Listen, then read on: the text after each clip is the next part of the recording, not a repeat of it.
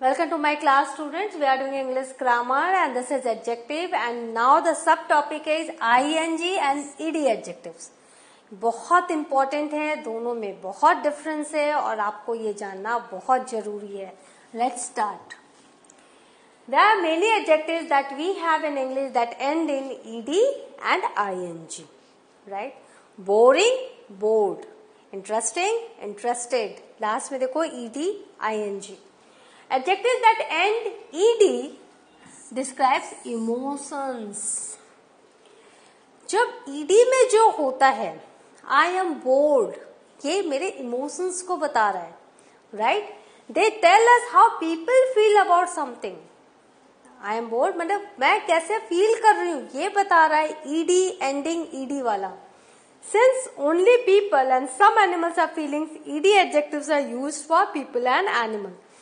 Emotions कौन दिखाते हैं? सिर्फ हम दिखाते हैं, इंसान दिखाते हैं, कुछ कुछ जानवर भी दिखाते हैं.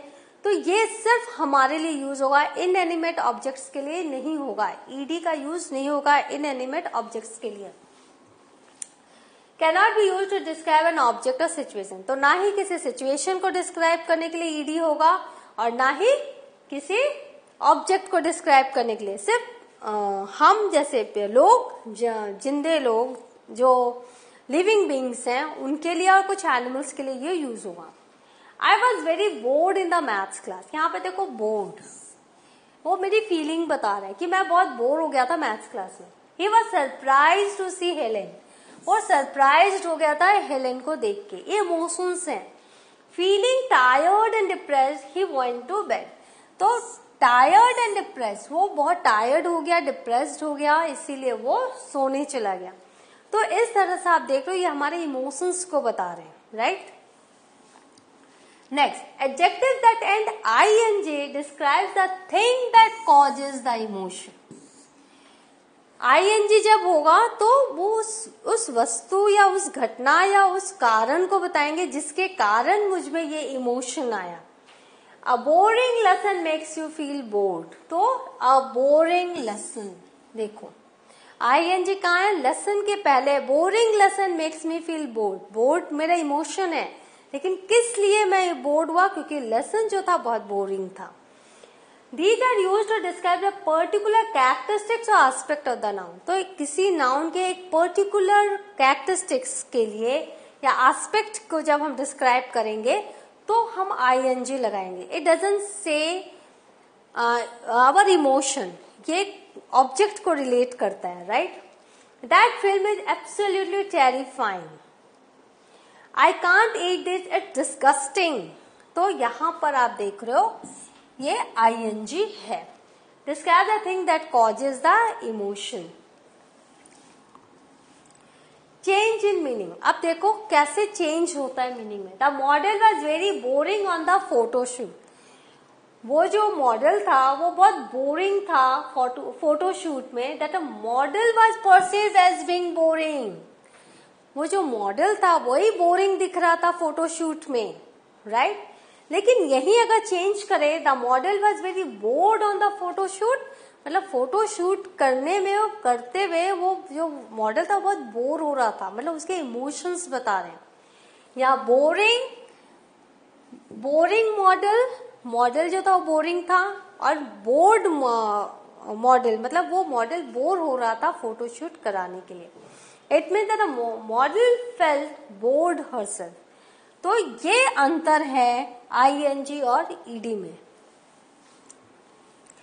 When describing an event situation, it is possible to use either adjective ending depending on the context and your meaning. तो जब आप सिचुएशन को आप जब डिस्क्राइब कर रहे हो तो दोनों आप यूज कर सकते हो, लेकिन रेफरेंस टू द कॉन्टेक्स्ट देखना पड़ेगा कि किस लिए आप उसको यूज कर रहे हो. The film premiere was very exciting. Film premiere हमने बोला था जो फिल्म प्रीमियर है वो बहुत एक्साइटिंग है, लेकिन fans were depressed at the match. और जो फैंस है वो डिप्रेस्ड है मैच को देख के. तो यहाँ आप देख रहे हो कि हम लोग दोनों यूज करना है एडजेक्टिव. सिचुएशन के ऊपर डिपेंड कर रहा है सिचुएशन पे. The fans were depressed at the match. Match में जब कुछ उम्मीद से अलग होता है तो हम डिप्रेस हो जाते हैं. और जो film premiere was very exciting. तो यहाँ पर आप देख रहे हो दोनों हम यूज कर रहे हैं now we can even use both of them in the same sentence, और हम दोनों ईडी आईएनजी को एक ही सेंटेंस में भी यूज कर सकते हैं. जैसे the audience felt thrilled, audience बहुत थ्रिल फील कर रहे हैं to see such an exciting event. तो देखो ईडी भी हमने किया और इवेंट, तो इवेंट जो है सिचुएशन है, सर्कमस्टांसेस और ऑब्जेक्ट है, उसको हमने आईएनजी से किया. लेकिन ईडी जो है वो हमारी फीलिंग है, तो ये ऑडियंस से रिलेटेड है, ऑडियंस थ्रिल्ड फील करती है, राइट. तो इस तरह से आपने देखा एक ही सेंटेंस में दोनों ईडी आईएनजी भी यूज हो सकते हैं. Now adjectives that can have both an ED and ING form. कुछ एक एडजेक्टिव्स है जिनके दोनों, list of adjectives that can have both an ed and ing form. Amused, amusing. Annoyed, annoying. Confused, confusing. Excited, exciting. Disappointed, disappointing. ठीक है, तो I am amused by, or I am amused after seeing his amusing act, right? I am annoyed by his annoying speech. तो आप देख रहे हो कैसे दोनों यूज हो रहे हैं, ठीक है. annoying के साथ स्पीच है, but I am annoyed, this is my feeling. तो इस तरह से आप दोनों यूज कर रहे हो. exhausted, exhausting. shocked, shocking. frightened, frightening. satisfied, satisfying. worried, worrying. interested, interesting. तो आप देख रहे हो दोनों फॉर्म है आईएनजी और ईडी, बट आपको ये जो है ये फीलिंग है और वो जो है सिचुएशन को डिस्क्राइब कर.